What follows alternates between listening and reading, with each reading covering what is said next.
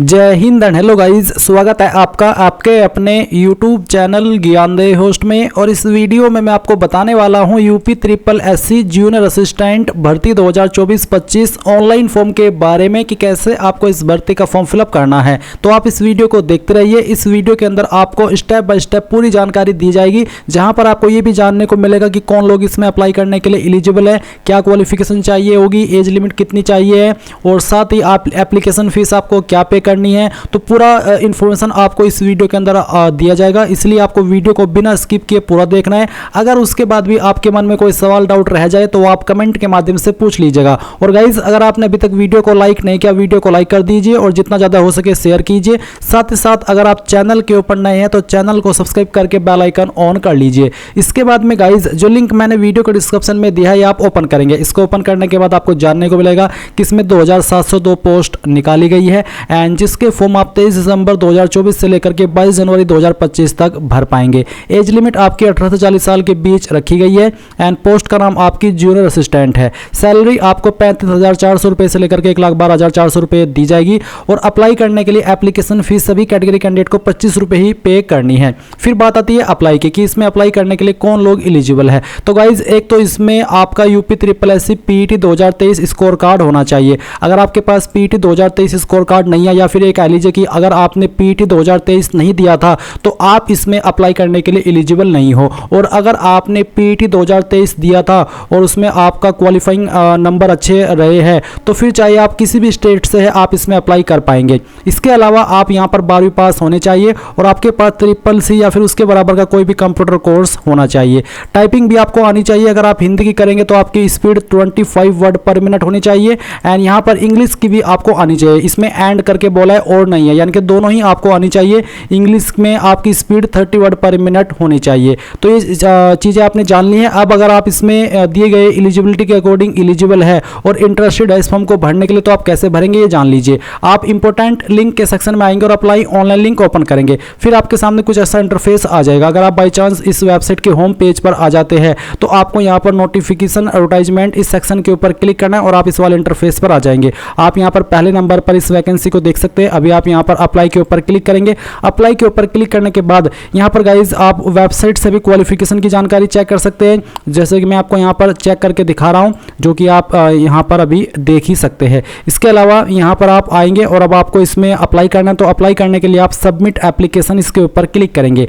अब इसके ऊपर क्लिक करने के बाद आपके सामने इस तरह से इंस्ट्रक्शंस आएंगे। आपको यहाँ पर बोला है कि आपके पास पीईटी 2023 का वैलिड स्कोर कार्ड होना चाहिए। तो आप यहाँ पर सभी इंस्ट्रक्शंस को चेक करने के बाद नीचे की तरफ आएंगे, यहाँ पर टिक करेंगे और आई एग्री इसके ऊपर क्लिक कर देंगे। अब इसके ऊपर क्लिक करने के बाद आपसे पूछा है कि आपने जो पीईटी दिया था प्रीलिमिनरी एलिजिबिलिटी टेस्ट, इसमें आप किस माध्यम से लॉगिन होना चाहते हैं, थ्रू पर्सनल डिटेल या फिर थ्रू ओटीपी। तो कोई भी एक माध्यम आप अपनी चॉइस के अकॉर्डिंग सेलेक्ट कर लीजिए। जैसे कि मैंने पर्सनल डिटेल सेलेक्ट किया तो अभी यहाँ पर मेरे सामने कुछ अतिरिक्त ऑप्शन आएंगे, जिसमें कि आप देख सकते हैं यहाँ पर आपसे पीईटी रजिस्ट्रेशन नंबर मांगा है जो कि 2023 का होना चाहिए। फिर जो डेट ऑफ बर्थ आपने उस वक्त भरी थी वो डेट ऑफ बर्थ आप सेलेक्ट कर लेंगे।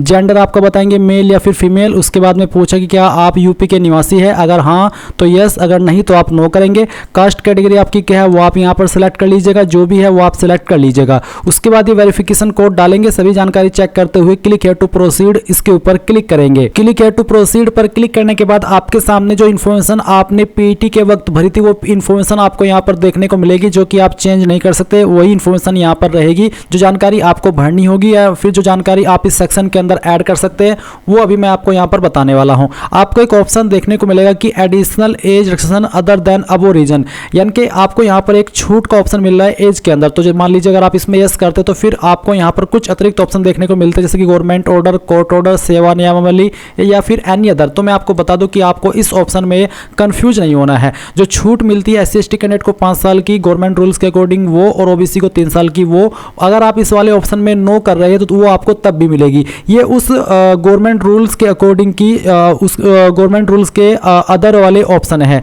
जिसमें कि मान लीजिए आपको कोई गवर्नमेंट ऑर्डर के थ्रू छूट चाहिए, आपने कोई केस करा था, कोई सेवा नियमावली के आपको अकॉर्डिंग छूट चाहिए, तब ये वाला ऑप्शन काम आता है। अगर आप एससी एसटी है, ओबीसी है और जो छूट मिलती है वो आपको यहाँ पर तब भी मिलेगी, चाहे आप इसमें नो करते हैं। तो आपको इस ऑप्शन में कंफ्यूज नहीं होना है। अब आती है आपकी एकेडमिक डिटेल, जो कि आपकी हाई स्कूल और इंटरमीडिएट की जानकारी आपने भरी थी वो आप यहाँ पर देख सकते हैं। इसके बाद नीचे आएंगे तो आप देखेंगे विज्ञापन के के पृष्ठ संख्या 22 के तलाश में अंकित नोट के संबंध में विकल्प का चयन। यदि आप होमगार्ड्स विभाग में निरंतर 3 वर्ष की न्यूनतम सेवा करने वाले तथा वर्तमान में कार्यरत होने संबंधी जिला कमांडेंट द्वारा प्रदत्त प्रमाण पत्र एवं अनापत्ति प्रमाण पत्र धारक अभ्यर्थी तो नियमानुसार विकल्प का चयन करें। तो अगर आप ऐसे कैंडिडेट तो आप यहाँ पर यस करेंगे, अगर आप नहीं है बिल्कुल फ्रेशर है तो आप इसमें सिंपली नो कर दीजिएगा, आपको ज़्यादा सोचने की ज़रूरत नहीं है। फिर आएगा डिटेल्स ऑफ एडिशनल क्वालिफिकेशन। तो एक है पहला आपका कि एक माध्यमिक शिक्षा परिषद उत्तर प्रदेश की इंटरमीडिएट परीक्षा या उसके समकक्ष मान्यता प्राप्त कोई परीक्षा अवश्य उत्तीर्ण कर ली हो। तो आप यहां पर इसमें यस कर देंगे कि हाँ मैंने 12वीं या फिर उसके बराबर की मेरे पास में योग्यता है। 12वीं नहीं है, डिप्लोमा है, तब भी आप इसमें यस कर सकते हैं। अब आते हैं बोर्ड। तो आपने आपकी 12वीं किस बोर्ड से किया है उस बोर्ड का नाम आप यहाँ पर एंटर कर दीजिएगा।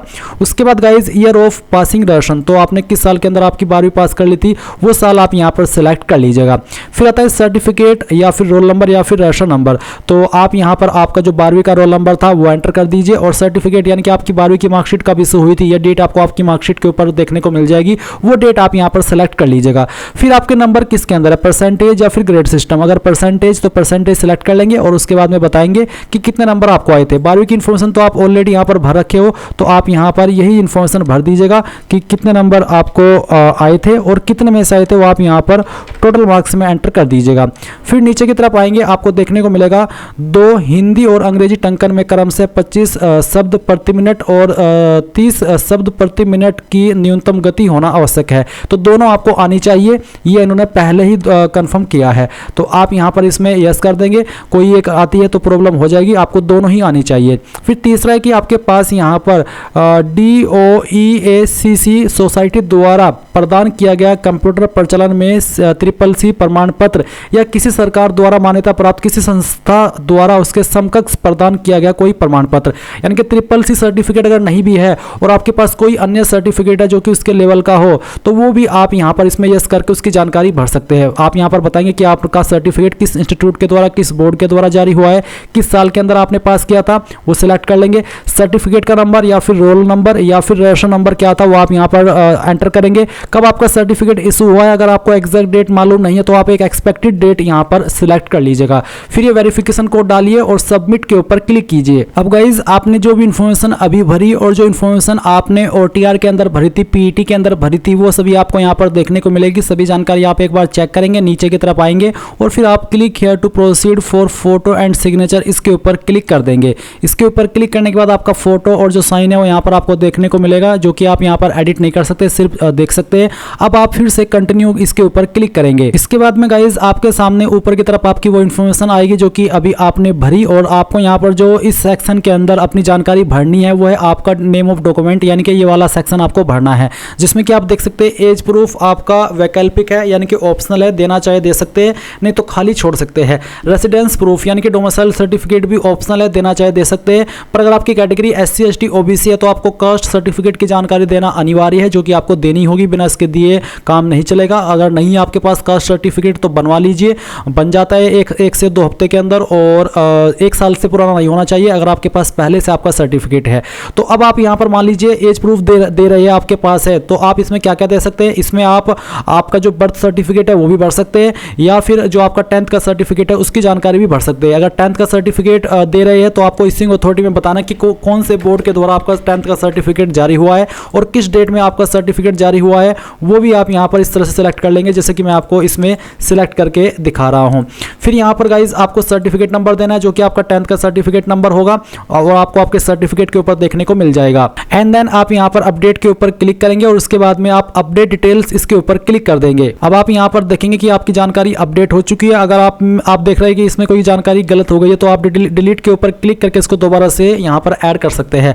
अब आपको रेसिडेंस प्रूफ यानी कि डोमिसाइल सर्टिफिकेट की जानकारी देनी है, तो आप कैसे देंगे वो भी आप यहाँ पर जान लीजिए। तो गाइज अभी जो आप वीडियो में देख सकते हैं ये एक डोमिसाइल सर्टिफिकेट है जो कि उत्तर प्रदेश शासन की तरफ से जारी किया गया है। अभी आप इसमें देख सकते हैं आवेदन क्रमांक और एक है प्रमाण पत्र क्रमांक। तो आप यहाँ पर आएंगे और जो आपसे यहाँ पर डोमिसाइल सर्टिफिकेट में इश्यूइंग अथॉरिटी का ऑप्शन दिया है, तो आपको इश्यूइंग अथॉरिटी के अंदर आप क्या भरना है वो आप समझ लीजिए। तो जो ये सर्टिफिकेट जारी हुआ है सक्षम अधिकारी के बाद में जिस भी पोस्ट के अधिकारी का नाम लिखा है जैसे कि उप जिला अधिकारी, तो आपको यहाँ पर उसी का नाम लिख देना है, चाहे हिंदी के अंदर चाहे इंग्लिश के अंदर। तो यहाँ पर इश्यूइंग अथॉरिटी की है उप जिला अधिकारी, उप जिला और अधिकारी। तो यहाँ पर मैं इसको उप जिलाधिकारी लिख देता हूँ क्योंकि ये उसी के द्वारा जारी हुआ है। अब उसके बाद में इश्यू डेट क्या है, तो इश्यू डेट आप यहाँ पर देख सकते हैं वो है 3 जनवरी 2024। तो चलिए हम यहाँ पर आते हैं और इसमें 3 जनवरी 2024 ही सिलेक्ट कर लेते हैं इस तरह से, जैसे कि मैं आपको सिलेक्ट करके दिखा रहा हूँ। अब आता है सर्टिफिकेट नंबर। तो सर्टिफिकेट नंबर क्या है इसका, वो है प्रमाण पत्र क्रमांक के सामने जो लिखा है वही नंबर आपका सर्टिफिकेट नंबर है। तो आप यहाँ पर सर्टिफिकेट नंबर में वो भर देंगे और अपडेट के ऊपर क्लिक करके इसको अपडेट कर देंगे। इसके बाद आएगा कास्ट सर्टिफिकेट, जो कि SC ST OBC को देना है और सभी को इन कास्ट को देना अनिवार्य है। तो इसमें इश्यूइंग अथॉरिटी क्या रहेगी, ये जो अभी आप वीडियो में देख सकते हैं ये कास्ट सर्टिफिकेट है जो कि यूपी के द्वारा जारी हुआ है। इसमें सक्षम अधिकारी के बाद में लिखा है तहसीलदार। तो यानी कि ये जो आपका सर्टिफिकेट है वो जारी किया है तहसीलदार ने, तो मैं यहाँ पर तहसीलदार लिखूंगा। तो आपको भी इसी प्रकार से आपका सर्टिफिकेट चेक करना है और इश्यूइंग अथॉरिटी में यहाँ पर उसी पोस्ट का नाम लिखना है जिसने कि वो जारी किया है। अब ये किस डेट में जारी हुआ है, ये हुआ है 10 जनवरी 2024 के अंदर। तो आप यहाँ पर इस डेट में आएंगे और फिर यहाँ पर जो जारी डेट है वो सिलेक्ट कर लेंगे। उसके बाद में सर्टिफिकेट नंबर आप यहाँ पर देख सकते हैं, प्रमाण पत्र क्रमांक के सामने जो लिखा है यही आपका सर्टिफिकेट नंबर है, वो आप यहाँ पर डालेंगे और अपडेट के ऊपर क्लिक करके इसको अपडेट कर देंगे। अब आप यहाँ पर देखेंगे प्रेफरेंशियल क्वालिफिकेशन, जहां पर है served in the territorial army for a minimum period of 2 year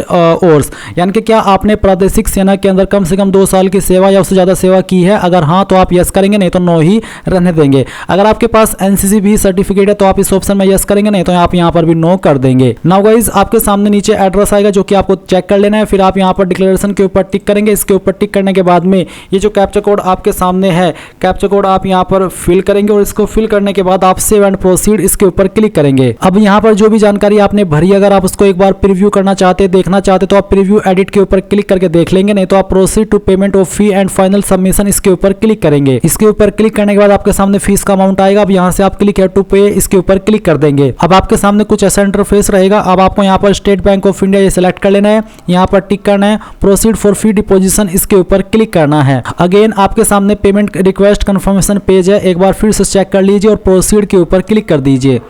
अभी आपको यहाँ पर पेमेंट के पेज पर ट्रांसफर कर दिया है। अब आपकी application fees debit credit prepaid card internet banking UPI NEFT यानी कि इनमें से किसी भी माध्यम का इस्तेमाल करके जमा कर सकते हैं। जैसे आप यहाँ से फीस जमा कर देंगे तो आप इसी इंटरफेस पर आ जाएंगे। अगर आप मान लीजिए आप फीस पे कर रहे हैं और कोई इशू आ जाता है तो आप क्या करेंगे, तो आप यहाँ पर होम पेज पर आएंगे इस वेबसाइट के जहाँ से आपने फॉर्म भरना स्टार्ट किया था और यहीं पर आपको एप्लीकेंट सेगमेंट देखने को मिलेगा जिसमें कि आप यहाँ पर photo with signature uploading remaining detail submission, या मान लीजिए फॉर्म के बीच में कोई एरर आ जाता है तो आप रिमेनिंग डिटेल सबमिशन के ऊपर क्लिक करके अपने बाकी अधूरे फॉर्म को कंप्लीट कर सकते हैं। अगर फीस में कोई इशू आ जाता है तो एप्लीकेशन फी डिपोजिशन कर सकते हैं। उसके अलावा मान लीजिए आपने फीस जमा कर दी है और वो अपडेट नहीं हुई है तो आप update your transaction ID bye double verification mode इस ऑप्शन का इस्तेमाल करके अपनी फीस को अपडेट करा सकते हैं। साथ ही साथ नो योर स्टेटस के ऊपर क्लिक करके आप यहाँ पर व्यू एप्लीकेशन स्टेटस पर आकर के अपने फॉर्म का स्टेटस देख सकते हैं। प्रिंट डुप्लीकेट रेशन स्लिप यानी कि आप यहाँ पर अपना जो डिटेल्ड एप्लीकेशन फॉर्म है उसको भी प्रिंट कर सकते हैं। तो पूरा यहाँ पर अधूरा फॉर्म आप इस सेगमेंट में आकर के जो है कंप्लीट कर सकते हैं और यहाँ से सारी बाकी की इन्फॉर्मेशन भी चेक कर सकते हैं। तो मैंने आपको पूरी जानकारी दे दी है। आई होप आपको सब कुछ क्लियर हो गया होगा। अगर अभी भी कोई सवाल डाउट रह गया है तो कमेंट के माध्यम से पूछ लीजिएगा। Thanks for watching. जय हिंद।